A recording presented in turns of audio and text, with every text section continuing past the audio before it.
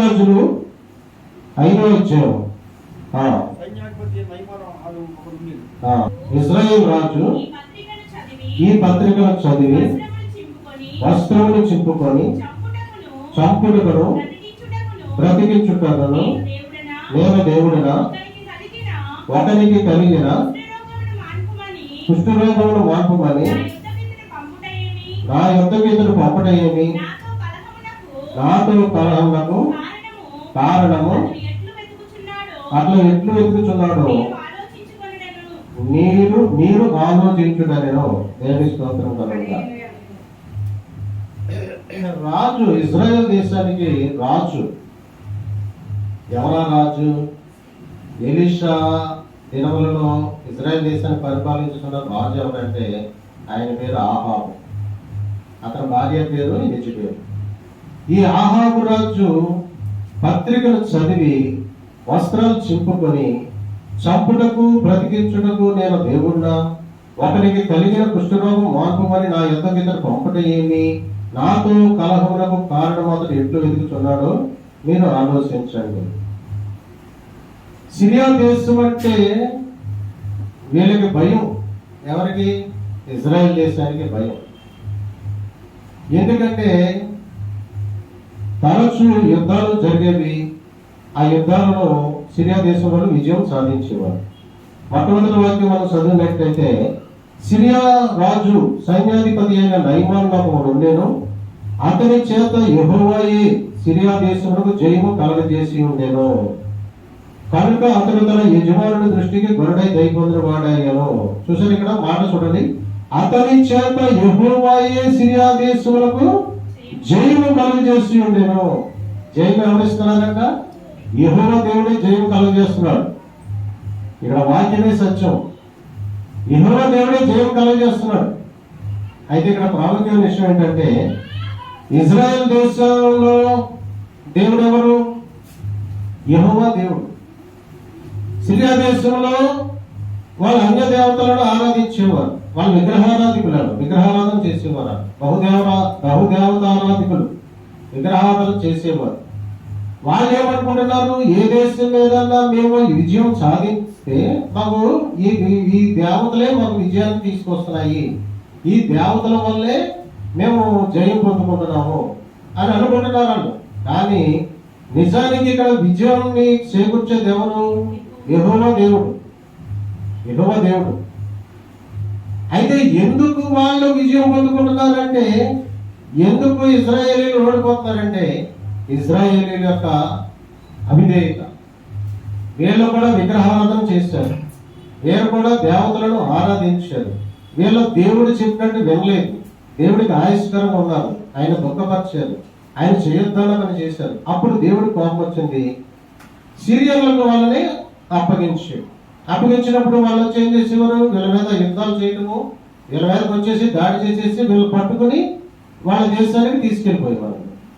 వీళ్ళెవరు ఇప్పుడు సడన్ గా మన దేశం మీదకి పక్క దేశం పాకిస్తాన్ వచ్చి పడిపోయారు అనుకోండి,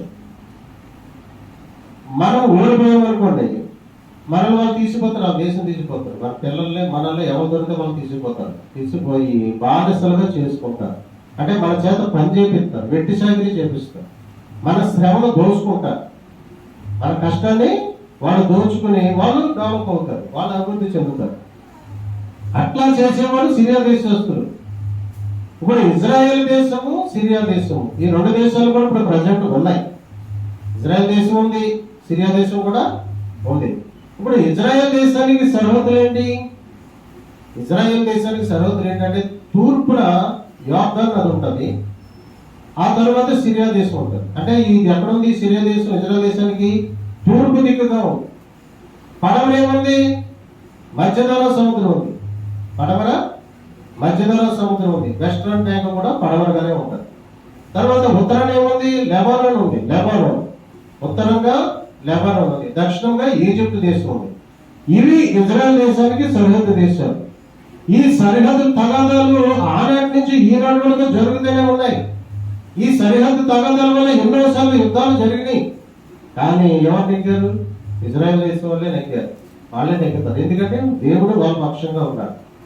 కానీ ఆ రోజుల్లో దేవుడే వాళ్ళకి అప్పగించడం వలన వీళ్ళు ఓడిపోయారు, వాళ్ళు గెలిచేవారు. వీళ్ళని గుంపులుగా తీసుకెళ్ళిపోయేవారు. ఆ రకంగా తీసుకుపోతే ఒక ఇజ్రాయేల్ చిన్నది ఈ నయమాన్ ఇంట్లో పనికి కుదిరింది అని ఒక ఆయన ఉన్నాడు. ఆయన సిరియా దేశానికి సైన్యాధిపతి. ఆయన రాజు దృష్టిలో గొర్రెడయ్యాడు. ఎందుకయ్యాడు? ఆయన ఎక్కడ ఏ దేశం మీద యుద్ధానికి వెళ్తే ఆయన పక్షంగా దేవుడిని యుద్ధం చేస్తే ఆయన గెలిచేవాడు. ఈయన ఎక్కడికి వెళ్ళినా గెలుస్తున్నాడని చెప్పి ఆ రాజు ఈయన బహుగా ఇష్టపడ్డాడు. రాజు దృష్టిలో ఇతను గొర్రెడైపోయాడు, ఇతను గొప్పవాడు అయిపోయాడు, ఇతను ఒక ప్రాముఖ్యమైన వ్యక్తి అయిపోయాడు. కానీ ఇతనికి ఒక రోగం ఉంది. ఏంటా రోగం? కుష్ఠరోగం. కుష్ఠరోగం ఉంది ఇతనికి. మరి ఆ కుష్ఠరోగము ఇప్పుడు యుద్ధానికి వెళ్ళేవాడు, జయం పొందుకునేవాడు, అందరూ శబాస్ అనేవాడు, రాజు శబాస్ అనేవాడు, గొప్ప ఘనత పొందుకునేవాడు. ఇంటికి వెళ్ళిన తర్వాత ఈ సొక్కాయి తీసి ఆ పక్కన తగిలిస్తే భార్య భర్త ఇద్దరు కళ్ళట నీళ్లు పెట్టుకునేవాడు, బోరుగా ఏడ్చేవారు. ఎందుకు? ఇతరుకున్న రోగాన్ని బట్టి, ఇతరుకున్న వ్యాధిని బట్టి. చూడండి, మనకి కూడా దేవుడు మనకు అన్ని ఇచ్చాడు అనుకున్నాం. మనకి బిల్డింగ్ ఇచ్చాడు, బంగారం ఇచ్చాడు, వెండి ఇచ్చాడు, చక్కగా అన్ని ఇచ్చాడు. నీకు అన్ని ఇచ్చాడు, నీకు చదువు ఇచ్చాడు, అన్ని ఇచ్చాడు. కానీ నీకు ఒక రోగం ఉందనుకోండి, అప్పుడు నువ్వు ఎంత బాధపడతావు ఆ రోగాన్ని బట్టి. నీకు ఒక కుష్ఠ రోగం ఉందనుకోండి, ఎంత బాధపడతావు. ఒక ఎయిడ్స్ రోగం ఉందనుకోండి, ఎంత బాధపడాలి. ఎయిడ్స్ ఉంటే ఇంకా బెంగెట్టేసుకుంటాడు, మర్యాద పెట్టేసుకుంటాడు. కానీ నేను ఎలాగో చచ్చిపోతాను, ఇంకా చచ్చిపోతాను అనుకుని ముందే చచ్చిపోతాడు. చచ్చిపోతాను అనుకున్నా కూడా ఏమైపోతాడు? చింత చెంతది. ఇక నేను బతకను, ఇక ఇక అధైర్యం వచ్చేసి, నిరాశ వచ్చేసి, నిస్పృహ వచ్చేసి సంఘంలో అందరూ చిన్న చూపు చూసేటప్పటికి ఇతను ముందే చచ్చిపోతాడు. ఎయిడ్స్ అనే రోగం. కానీ ఎయిడ్స్ రోగాన్ని కూడా స్వస్థపరిచే దేవుడు మన దేవుడు. హల్లెలూయా. ఎయిడ్స్ రోగాన్ని కూడా స్వస్థపరుస్తాడు మన దేవుడు. ఇక్కడికి వచ్చిన వాళ్ళు, ఇది మహారాజు స్థలం, ఇది మహాదేవుడు పరిశుద్ధాత్మ సన్నిధి, ఇది మహారాజు స్థలం. ఇక్కడికి వచ్చి ప్రార్థన చేసి కన్నీళ్లు పెట్టుకుంటే నీకున్న ఎటువంటి రోగాలైనా దేవుడు స్వస్థపరుస్తాడు. నీకున్న ఎయిడ్స్ అయినా స్వస్థపరుస్తాడు, కుష్ఠరోగమైన స్వస్థపరుస్తాడు, నీ అనారోగ్యాన్ని స్వస్థపరుస్తాడు, నీ బలహీనత కలిగించి నేను బలపరుస్తాడు. అటువంటి గొప్ప మహారాజు నివసించే స్థలం ఇది, మహాదేవుడు నివసించే స్థలం ఇది. ఇక్కడ మనం చేసే ప్రార్థన మీద దేవుడి కను దృష్టి ఉంది. ఇక్కడ మన ప్రార్థన దేవుడు ఆలకిస్తాడు. అటువంటి భాగ్యం దేవుడు మనకి ఇచ్చాడు ఇక్కడ. కాబట్టి కుష్ఠు రోగాన్ని స్వస్థపరచగలిగిన గొప్ప దేవుడు మన యెహోవా దేవుడు, మన ప్రభు, మన యేసు. ఆయన కుమారుడైనటువంటి యేసు ప్రభు ఎంతో మంది రోగులను స్వస్థపరిచాడు. ఆయన నిర్గమకాండం 15:26 అంటాడు, స్వస్థపరచు యెహోవాను నేనే. స్వస్థపరిచేది ఎవరు? దేవుడే. జయించేది ఎవరు? దేవుడే. యేసు ప్రభువే స్వస్థపరుస్తాడు, జయం కూడా ఆయనే కలగజేస్తాడు. అయితే ఈ కుష్ఠ రోగములను చూసి వాళ్ళు ఎంతో బాధపడుతున్నారు, ఏడుస్తున్నారు, కన్నీళ్లు పెట్టుకుంటున్నారు. అయితే ఈ విషయము ఆ ఇంట్లో ఉన్నటువంటి ఆ చిన్నది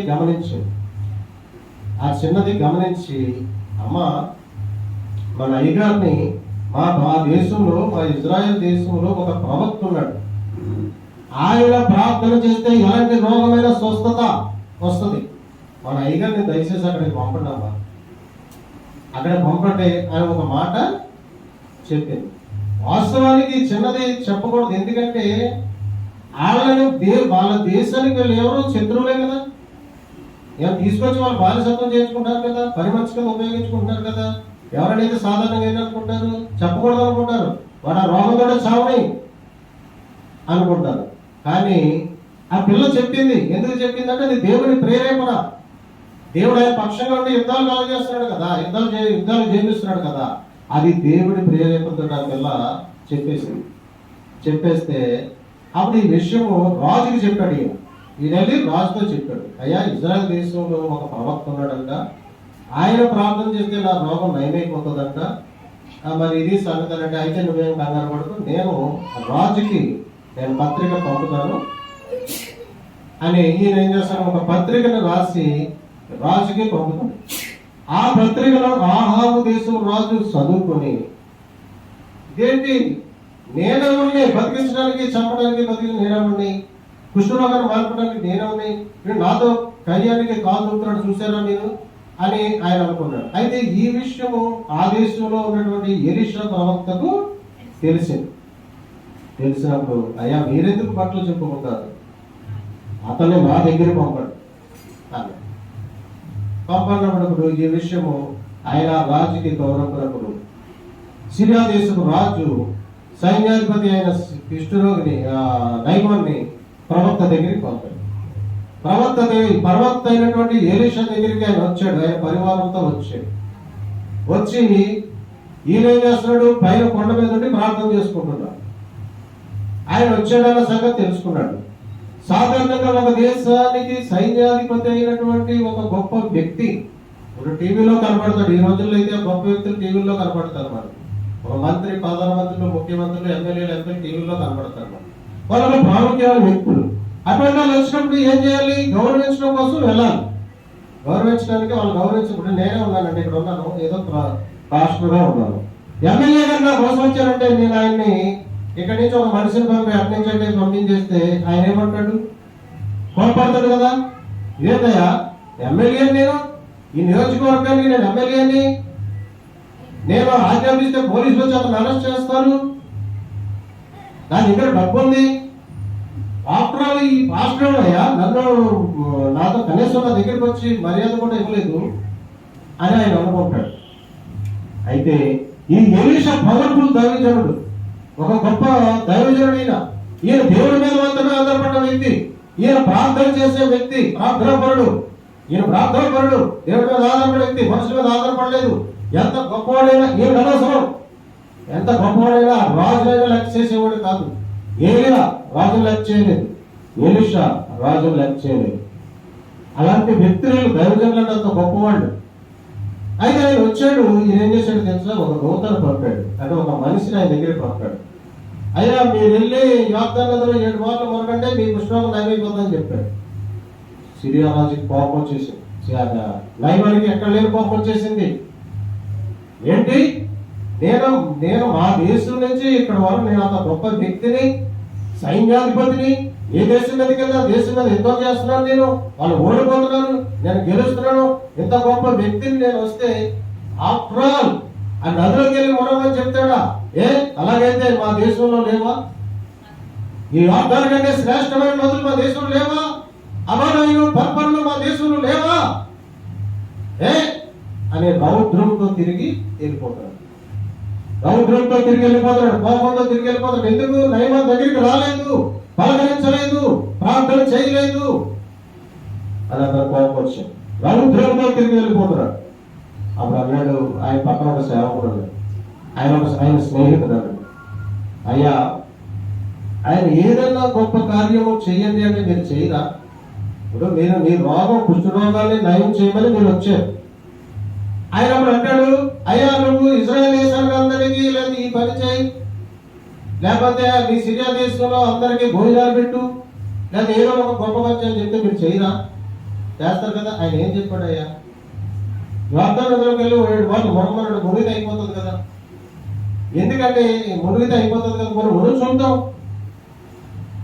అని చెప్పినప్పుడు ఆ స్నేహితుడు మాట విన్నాడు.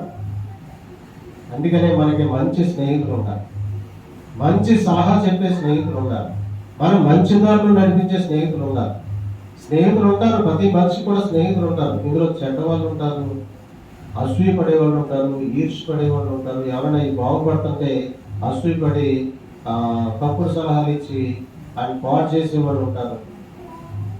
కానీ మంచి స్నేహితుడు బాగుని కోరుకుంటాడు, మంచి సలహా ఇస్తాడు. ఇక్కడ స్నేహితుడు మంచి సలహా ఇచ్చాడు. ఏమన్నాడయ్యా ఆయన, మునిగితే అయిపోతుంది కదా. ఎందుకంటే అంటే స్నేహితుడి మాట విన్నాడు, వెనక్కి వచ్చాడు. యోర్దాను నదిలో 7 మార్లు మునిగాడు. ఒక్కసారి మునిగాడు, స్వస్థత రాలేదు. 2 సార్లు మునిగాడు, స్వస్థత రాలేదు. 3 సార్లు, 4 సార్లు, 5 సార్లు, 6 సార్లు, 7 సార్లు మునిగితేనే కానీ స్వస్థత రాలేదు. 7 సార్లు మునిగిన తర్వాత ఆయన స్వస్థత పరచబడ్డాడు. పసి పిల్లవాడి దేహం వల్ల అయిపోయింది. ఆయన కుష్ఠరోగం పోయింది, పసి పిల్లవాడి దేహం అయిపోయింది. హల్లెలూయా. మరి ఇక్కడ యార్దాన్ నదిలో ఉందా స్వస్థత? యార్దాన్ నదిలో స్వస్థత లేదు. ఎక్కడుంది? దైవజనుడి నోట్లో ఉంది స్వస్థత. దైవజనుడు చెప్తే, అంటే దైవజనుడి నోటి మాటను దేవుడు స్థిరపరుస్తాడు. అక్కడ దైవజనుడు చెప్పాడు కాబట్టి ఈయన వెళ్ళి మునిగాడు కాబట్టి ఈయన స్వస్థపరిచాడు. ఎవరు స్వస్థపరిచాడంటే దేవుడు స్వస్థపరిచాడు. ఎవరో దేవుడు ఆయన్ని స్వస్థపరిచాడు. ఆయన దేహం పసిగల వారికి ఇవ్వలే అయిపోయింది. స్వస్థత దైవజనుడి నోట్లో ఉంది. అందుకని పాస్టర్ గారు చెప్పిన మాట వినాలి. పాస్టర్ గారు వెళ్ళొద్దామంటే వెళ్ళకూడదు. చూడండి, నా మాట నేను ఎన్నోసార్లు ప్రశ్నించుకుంటూ గమనించుకుంటూ వస్తున్నాను. కొంతమంది నేను చెప్పింది వినట్లేదు. ఆ ఎన్నోళ్ళు వాళ్ళకి ప్రాబ్లం అవుతుంది. వాళ్ళకి నేను గమనించాను కూడా. వాళ్ళ ప్రాబ్లం అంటే గమనించాను. విన్నవాళ్ళు బాగానే ఉంటున్నారు. విన్నవాళ్ళు బాగానే ఉంటున్నారు. ఎందుకని వినాలి? సేవకుడు పక్షాన దేవుడు ఉంటాడు. ఈయన మాట ఆయన స్థిరపరుస్తాడు. వెళ్ళమంటే వెళ్ళాలి, వద్దంటే వెళ్ళకూడదు. ఎందుకంటే ఆయన ప్రార్థన చేసినప్పుడు దేవుడు కనపరుస్తాడు అని చెప్తాడు. అట్లాగే దైవజనుడి నోటి మాటను దేవుడు స్థిరపరుస్తాడు. చూడండి, ఇప్పుడు అయితే అందరినీ స్వస్థపరుస్తాడా అంటే దేవుడి ప్రణాళికలో ఎవరుంటే వాళ్ళనే స్వస్థపరుస్తాడు. చూడండి 4:27 చూడండి. మరియు ప్రవక్త అయిన ఎలీషా కాలమందు ఇశ్రాయేలులో అనేక కుష్ఠరోగులు ఉండినను సిరియా దేశస్థుడైన నయమాను తప్ప మరి ఎవరిలో శుద్ధి నొందలేదని నేను మీతో నిశ్చయముగా చెప్పుచున్నాను. ఆ రోజుల్లో అనేక మంది కుష్ఠరోగులు ఉన్నారు. మరి ఈయన ఒక్కడే ఎందుకు స్వస్థత పొందుకున్నాడంటే ఈయన దేవుడి ప్రణాళికలో ఉన్నాడు.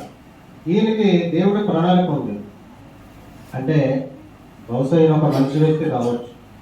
ఇతను ఎన్నో మంచి పనులు కూడా చేసి ఉండవచ్చు. ఇతను న్యాయంగా నడుచుకుని ఉండే వ్యక్తి. ఇతను ఒక అంటే చూడండి, కొన్ని క్వాలిటీస్ ఉంటాయి అన్నమాట. మనుషుల్లో కూడా కొన్ని క్వాలిటీస్ ఉంటాయి. కొంతమంది న్యాయంగా నడుచుకుంటారు, కొంతమంది అన్యాయంగా నడుచుకుంటారు. కొంతమంది ఎదుటివాళ్ళు బాధ పెడతారు, కొంతమంది జాలిపడి వదిలేస్తారు. కొంతమంది క్షమిస్తారు, కొంతమంది క్షమించరు. ఎవరైతే న్యాయంగా నడుచుకుంటారో, ఎవరైతే క్షమా హృదయం కలిగి ఉంటారో, ఎవరైతే జాలి హృదయం కలిగి ఉంటారో, ఎవరైతే మరి కొన్ని మంచి పనులు చేస్తారో వాళ్ళని దేవుడు ఇష్టపడతాడు, వాళ్ళని ప్రేమిస్తాడు.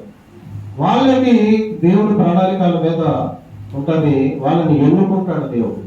వాళ్ళని ఎన్నుకుని వాళ్ళని ఉన్న ఏ సమస్య అయినా సరే ఆ సమస్య నుంచి వాళ్ళు విడిపించి వాళ్ళకి ఉన్న రోగం అయితే స్వస్థపరిచి ఆయన బిడ్డగా మార్చుకుంటాడు, ఆయన సన్నిధికి చేర్చుకుంటాడు దేవుడు. అలాగా ఈ సిరియా దేశపు సైన్యాధిపతి కుష్టి రోగులు ఈ నయమాను మాత్రమే స్వస్థపరిచాడు దేవుడు. ఆ రోజుల్లో అనేక మంది కుష్టి రోగులు ఉన్నారు. అందరికీ వచ్చిందా స్వస్థత? అందరికీ రాలేదు. నయమాను ఒక్కడికే స్వస్థత వచ్చింది. ఎందుకని? ఇతను దేవుడికి ఇష్టమైన బిడ్డ కావచ్చు. దేవుడి దృష్టిలో ఆయన దేవుడి ప్రణాళిక దీని మీద ఉండి ఉండవచ్చు. ఖచ్చితంగా ఉంది, దేవుడి ప్రణాళిక ఉంది. అట్లా చూడండి. ఇప్పుడు దానియేలు గ్రంథం 4:30 చదువుకున్నాం. దానియేలు 4:30. భూనివాసులందరూ ఆయన దృష్టికి ఎన్నికకు రానివారు. ఆయన పరలోక సేన ఎడలను భూనివాసుల ఎడలను తన చిత్తము చొప్పున జరిగించువాడు. ఆయన చేయి పట్టుకుని నీవేమి చేయుచున్నామని ఆయనతో చెప్పుటకు ఎవరను సమర్థుడు కాదు. అది భూనివాసులందరూ ఆయన దృష్టికి ఎన్నికకు రానివారు. అందరినీ ఎన్నుకోడు దేవుడు, కొంతమందినే ఎన్నుకుంటాడు. అందరూ ఎన్నికకు రాదు. ఆ విషయం గుర్తుపెట్టి సరే. కొంతమందినే పక్కనే పిలువబడిన వారు అనేకులు, ఏర్పరచబడిన వారు కొందరే అంటే అనేది పిలుస్తాడు. దేవుడు పిలుస్తాడు. ఎవరైనా దేవుడు పిలిస్తేనే, పిలవకుండా అవకాశం ఉండదన్నమాట. అందుకనే ఈయన పొందే పిలుపు, ఈయన దేవుడి దృష్టిలో ఉంటాడు. ఆయన అందుకని ఈయన స్వస్థత పొందుకున్నాడు. తర్వాత 1 రాజులు 16:24. 1 రాజులు 16. అతడు సోమేరు వద్ద సుమ్రోను కొండను 4 మణుగుల వెండికి కొనుక్కొని ఆ కొండ మీద పట్టణం ఒకటి కట్టించి ఆ కొండ యజమానుడైన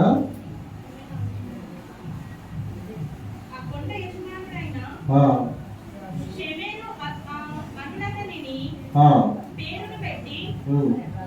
తాను కట్టించిన పట్టణముకు షోమ్రోను అని పేరు పెట్టెను. అది అంటే ఆ పట్టణం యొక్క చరిత్ర చెప్తున్నాడు అనమాట. ఇప్పుడు సోమరోన్ అది ఇజ్రాయెల్ దేశంలో సోమరోన్ అనే పట్టణం ఉంది.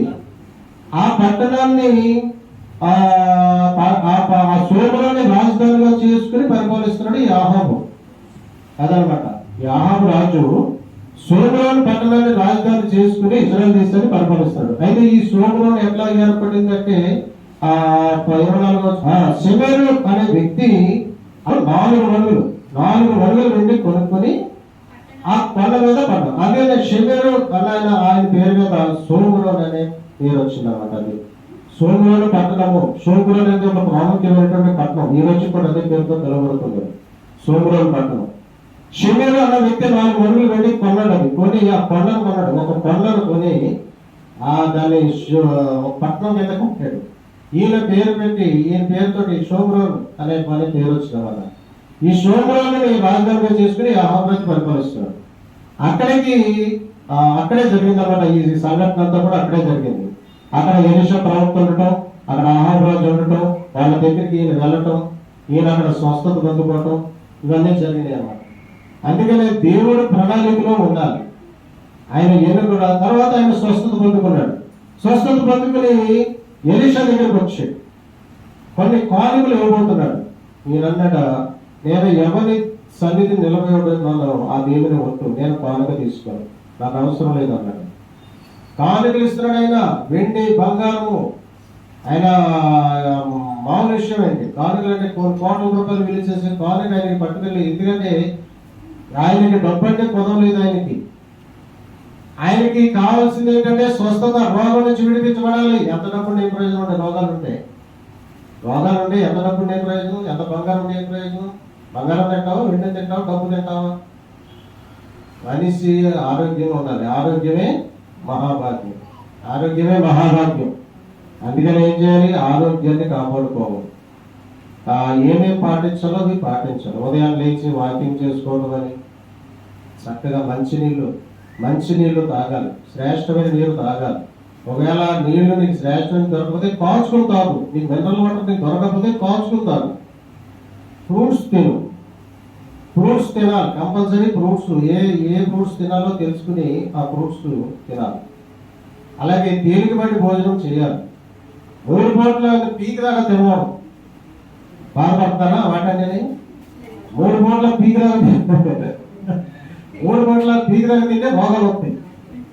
3 పూట్ల పీక్ దాకా తింటే రోగాలు వస్తాయి. కాబట్టి తేలికపాటి భోజనం తినాలి, మంచినీళ్ళు ఎక్కువ తాగాలి, ఫ్రూట్స్ తినాలి, దేవుడికి ప్రార్థన చేయాలి, వాక్యం చదవాలి. శక్తి, వాక్యంలో శక్తి ఉంటుంది, ప్రార్థనలో శక్తి ఉంటుంది. నువ్వు మోకరించి ప్రార్థన చేసినప్పుడు ఏమవుతుందంటే నువ్వు ఉచ్ఛ్వాసాలు నిశ్వాసాలు జరుగుతాయి. అంటే ఊపిరి తీసుకుంటావు లోపలికి. ఈ ఊపిరి తీసుకున్నప్పుడు ఆక్సిజన్ లోపలికి వెళ్తాయి. ఆక్సిజన్ లోపలికి వెళ్ళి నువ్వు ఆరోగ్యంగా ఉంటావు. కాబట్టి మోకాళ్ళ ప్రార్థన ఆరోగ్యకరమైనది, శ్రేష్టమైనది, దేవుడికి ఇష్టమైనది, ప్రీతికరమైనది. కాబట్టి మోకాళ్ళు ప్రార్థన చేయి. పొద్దుటే కొంచెంసేపు వాకింగ్ చేయి. రోగాలు పెట్టిన ఈ రోగాలు ఉంటే ఈ ఆయుష్ వచ్చి వాకింగ్ చెప్తున్నాడు ఒక పాస్టర్ గారు, తెగ ఆయుష్ పడిపోతున్నాడు అంటున్నాడు. వాకింగ్ చెప్తున్నాడు అమ్మాయి. ఆయుష్ వచ్చేస్తుంది. ఎందుకంటే తినేస్తున్నాడు. తిండి దగ్గర కంట్రోల్ లేదు. పాస్టర్లో కూడా తిండి దగ్గర కంట్రోల్ లేదు. షుగర్ ఉంటుంది, అక్కడ బిర్యానీ పెడతారు, కంట్రోల్ చేసుకుని తినేస్తారు. అక్కడ వైట్ రైస్ తినాలన్నప్పుడు షుగర్ ఉన్న వాళ్ళు ఏం చేయాలి, వైట్ రైస్ కదా పెరిగేసుకొని తినాలి. చికెన్ మానేసి సాంబార్ వేసి తినాలి. అదే తిండి దగ్గర కంట్రోల్ ఉండదు, మనకి షుగర్ పెరిగిపోతుంది, ఆయుష్ వచ్చేస్తుంది. అమ్మా బాబు ఆయుష్మ దొక్కలే అంటాడు ఆయుష్. అందుకనే ఈ వాకింగ్ చేయడం వల్ల ఎన్నో రోగాలు పోతాయి. ఫ్రూట్స్ తినడం వల్ల ఎన్నో రోగాలు పోతాయి. అయితే షుగర్ ఉన్న వాళ్ళు కూడా కొన్ని ఫ్రూట్స్ తినకూడదు, కొన్ని ఫ్రూట్స్ తినవచ్చు. అవి ఏంటో తెలుసుకుని తినాలి. దానిమ్మ ఒకటి, జామ, ఈ 2 తింటే అవి ఏం చేయాలి, షుగర్ ఏం కాదు, అవి తినవచ్చు.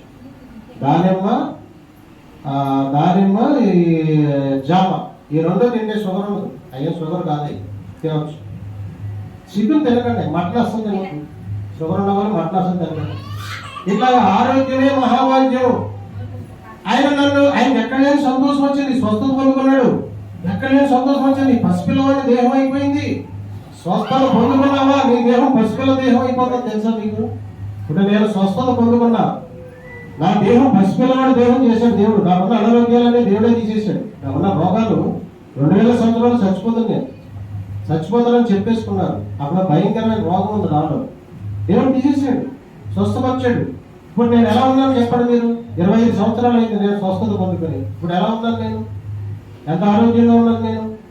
దేవుడు స్వస్థత పొందుకుంటే ఎలా ఉంటాం? పసిపిల్లవాడి దేహం వల్ల మారిపోతుంది. మనలోకి బ్లడ్ ప్రభు యేసు రక్తం వచ్చేస్తుంది మనలోకి. మన మాట, నేను మాట్లాడుతుంటే ఫోన్లో చిన్నపిల్లడు మాట్లాడుకుంటుంది, అవతల అబద్ధం చేసుకుంటారు. ఏంటంటే చిన్నపిల్లలు మాట్లాడుతుంది, నేనేం చేయను, నాకు దేవుడు ఇచ్చాడు అలాగా. అంటే పసిపిల్లలు చేసేసాడు దేవుడు నన్ను, చిన్నపిల్లలు చేసేసాడు దేవుడు నన్ను, నేనేం చేయను. అట్లాగనమాట. స్వస్థత పొందుకున్నావా?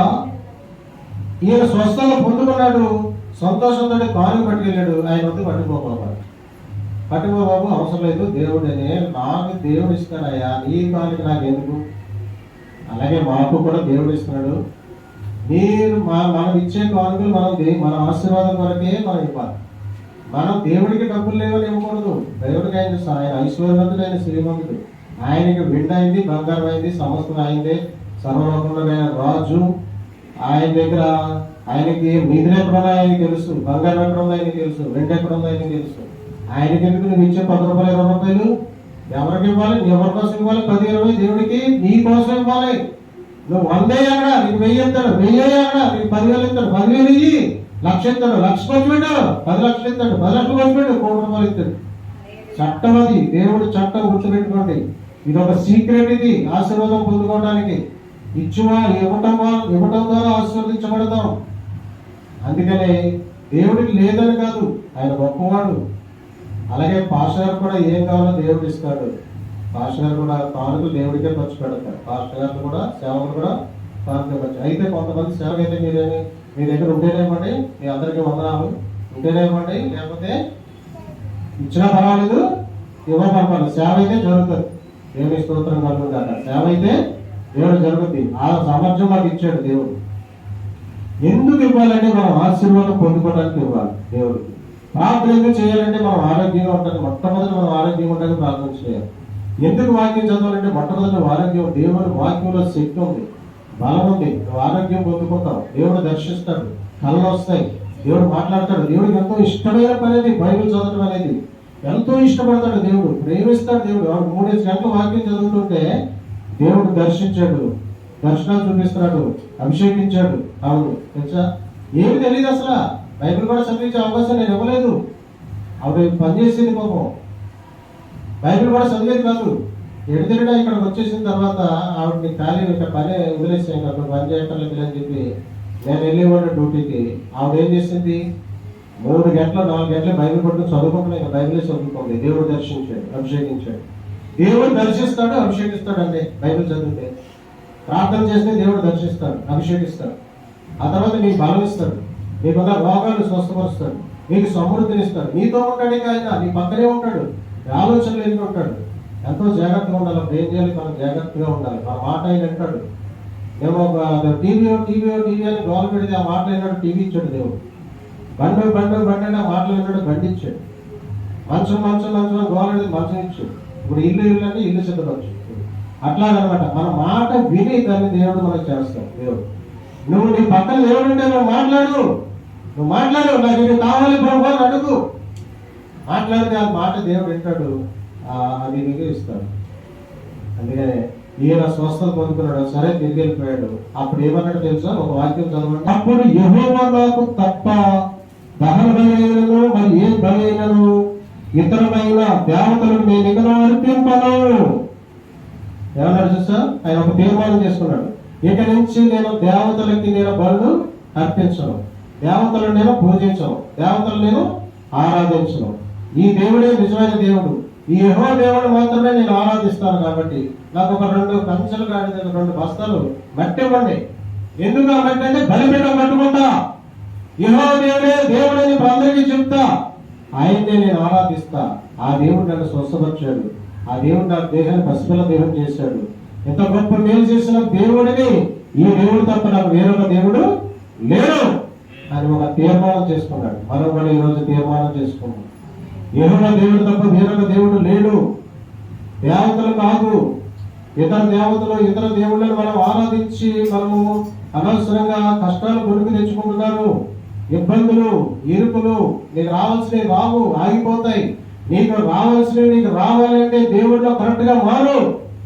దేవుడిలో కరెక్ట్ గా మారి దేవుడిలోకి వచ్చి ఇక దేవుడు తప్ప వేరొక దేవుడు తీర్మానం చేసుకుని పాపం మానేసి, పాపిష్ట ఆలోచనలు మానేసి దేవుడు చెప్పినట్టు వింటి దేవుడితో నడుచుకుంటే నీకు రావాల్సినవన్నీ వచ్చేస్తాయి. నీకు ఆగిపోయిన ఆస్తులన్నీ వచ్చేస్తాయి. ఇప్పుడు కోల్పోయి తిరిగి ఇస్తాడు దేవుడు, కోల్పోయిన వాటిని తిరిగిస్తాడు. అందుకే రాశాడు పాట, ఏం రాశాడు పాట? కోల్పోయినవన్నీ నాకు ఇచ్చుటకును, బాధల నుండి బ్రతికించుటకును, నీవే రాకపోతే నేనేమైపోదును, నీవే రాకపోతే నేనేమైపోదును, నేనుండాలేనయ్యా, నేనుండాలేనయ్యా, నేనుండాలేనయ్యా, నేనుండాలేనయ్యా, నీవే లేకపోతే నేనుండాలేనయ్యా, నీవే లేకుండా నేనుండాలేనయ్యా, రాజా నీ సన్నిధిలో నేనుండానయ్యా, మనసారా ఆరాధిస్తూ బ్రతికేస్తానయ్యా, రాజా నీ సన్నిధిలో నేనుండానయ్యా, మనసారా ఆరాధిస్తూ బ్రతికేస్తానయ్యా.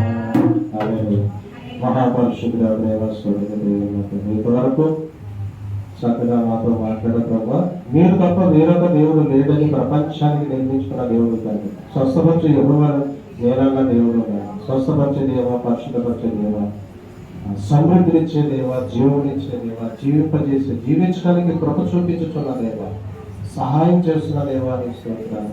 చనిపోతే మీ దగ్గరికి చేర్చుకోవడానికి ఇక్కడే మమ్మల్ని సిద్ధపరుస్తున్న దేవాన్ని స్తోత్రాలు.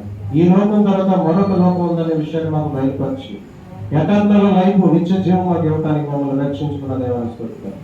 ఆయా కూడి వచ్చిన మమ్మల్ని జ్ఞాపకం చేసుకుని అందరి హృదయాలు, అందరూ వాక్యంతో పట్టబడి రక్షణ పొందుకోవడానికి, అందరూ బాప్తిస్వం తీసుకోవడానికి, అందరి దేవుళ్ళకు మారడానికి, దేవుడితో కరెక్ట్ గా ఉండడానికి, దేవుడితో నడవడానికి సహాయం చేయండి. మా ప్రభు, మా రక్షణ ప్రభు క్రీస్తు యేసునామమున ప్రార్థిస్తున్నాము తండ్రి.